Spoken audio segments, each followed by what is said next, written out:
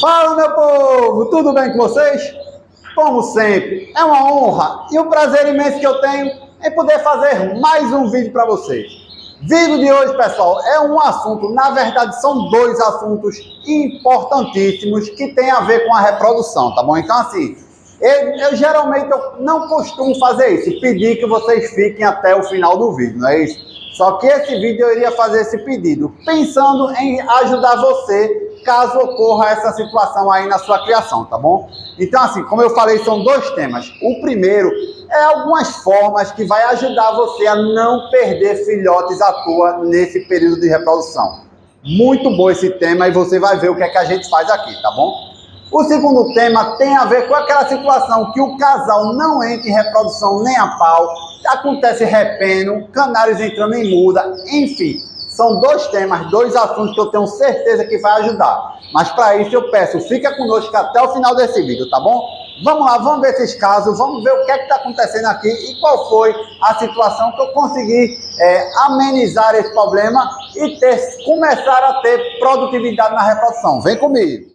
Bom, pessoal, a primeira situação que eu vou tratar é como evitar perder filhotes, posturas, enfim, perder produtividade nessa reprodução de canal, tá bom?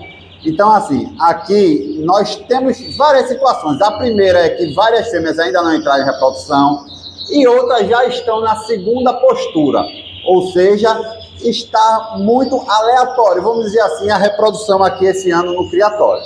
Pensando nisso, a gente precisa gerar situações para evitar a perda de filhotes por algum motivo, certo? Evitar aquele desperdício. Então, o que foi que aconteceu? Que é uma das coisas que eu faço aqui. Estou fixando bem essa gaiola aí, a gaiola de número 40. Note o seguinte, pessoal.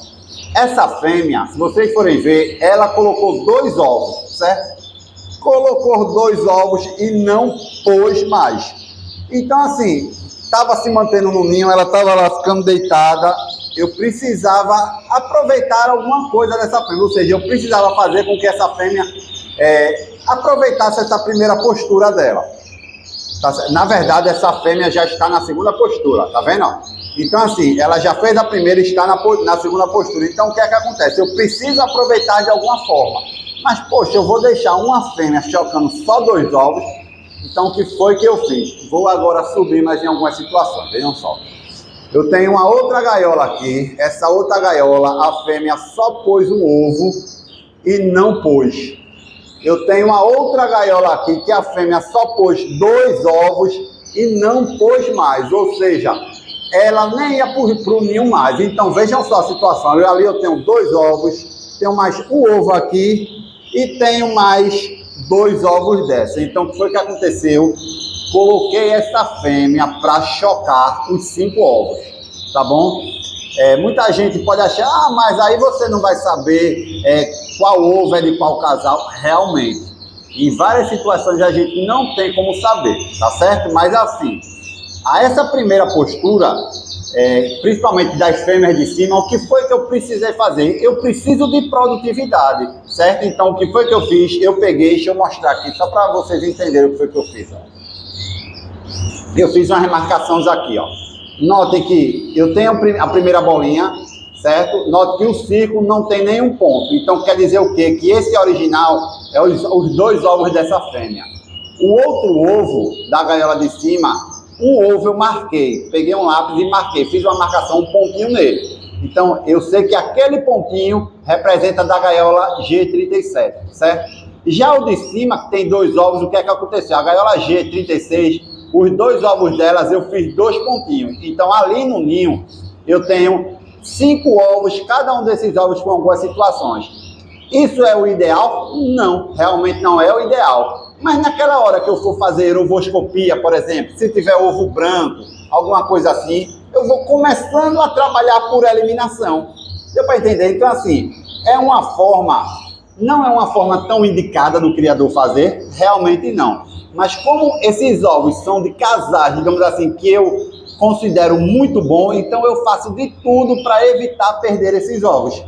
pelo menos um caminho eu vou saber qual é o desse casal, tá? E mais à frente a gente vai ver características que às vezes a gente tem como saber, tá bom? E como eu fiz essa marcação também pode ajudar.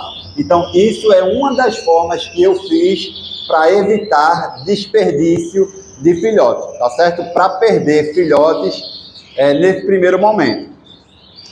Outra situação que eu faço muito, por exemplo, a fêmea está aí, a fêmea pôs e ela não entrou em choco. O que é que a gente faz? A gente precisa trabalhar colocando esses ovos desse casal que a gente quer para uma outra fêmea chocar.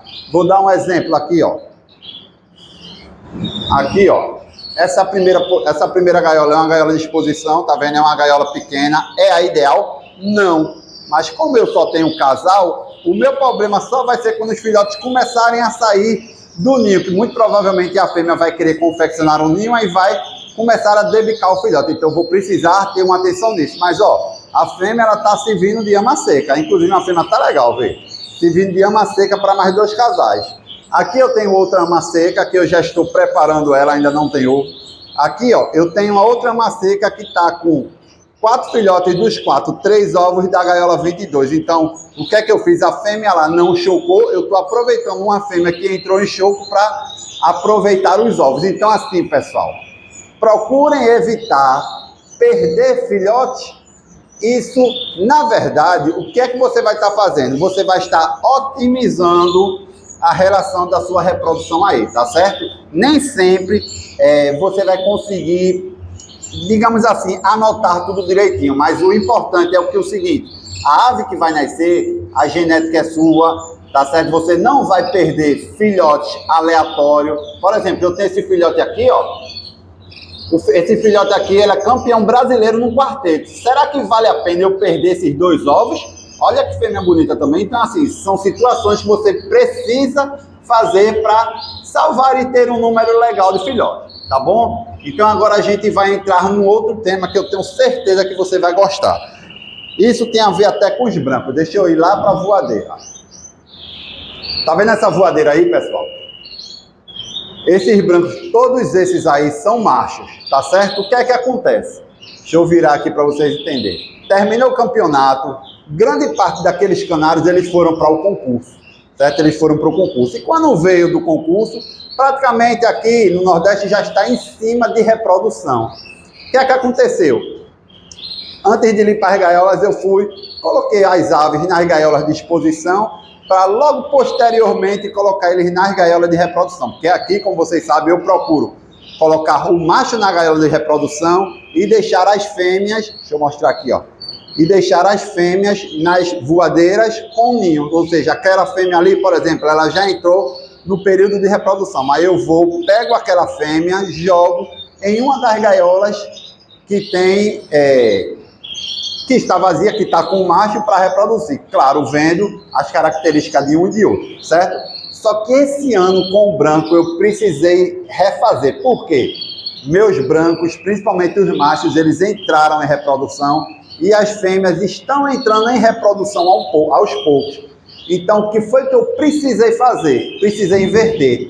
Eu coloquei as fêmeas lá nas gaiolas de reprodução, tá certo? E os machos, como eles entraram em muda, eu voltei eles aqui para a voadeira. Por quê? A minha intenção foi parar com que os machos façam aquele repeno, ou seja, os machos começaram a fazer repeno e esfriaram. Então, eu colocando os machos na voadeira novamente, o que é que acontece? Eles vão começar a brigar pelo território, vão começar aquela disputa e isso vai estimular os machos. E é justamente o que está acontecendo. Vários machos eu já tirei e já coloquei ali, ó. Por exemplo, eu já tenho gaiolas ali que tem filhote, já tenho gaiola que tem filhote, já tenho gaiola que tem filhote, porque os machos foram esquentando à medida que o tempo foi passando. Então, a princípio, os canários que vieram da reprodução eu tive problema, porque eu coloquei aqui nas gaiolas de exposição e acabaram que ele entrando em muda. Aquela alternância de temperatura, alternância de localidade, enfim, aquele manejo estressante, algumas aves sentiram. E nessa minha situação aqui foram os machos. Então, o manejo que eu fiz foi invertido. Vocês sabem que o que é que eu gosto de fazer? Os machos eu deixo, como eu falei, nas gaiolas de reprodução, tá certo? E as fêmeas na voadeira. Não é isso que a gente faz? À medida que as fêmeas forem ficando prontas, eu vou coloco elas lá na gaiola junto com os machos, juntando a característica. Esse ano eu vou precisar fazer diferente com os brancos. Os machos é que estão nas gaiolas de reprodução, nas voadeiras, e as fêmeas estão na gaiola de reprodução. Então, assim, o que é que eu quero dizer com isso? Cada manejo é único. Então, assim, você precisa estar ligado como vai ser o desenvolvimento da reprodução, aí, enfim, do manejo que você vai ter. Então, nada é verdade, é certeza absoluta em relação à cana-agricultura. Tá certo? Então, esses foram os dois temas, as duas dicas que eu queria deixar aí para vocês, que eu tenho certeza que esse vídeo vai ajudar muita gente, vai tirar dúvida de nossos amigos. Tá certo? Então, fiquem com Deus, meus amigos. Um forte abraço. Espero que vocês tenham gostado desse vídeo. Não esquece do like, pois o like é importante demais para o canal. Forte abraço, meus amigos. Até a próxima, se Deus quiser. Tamo junto.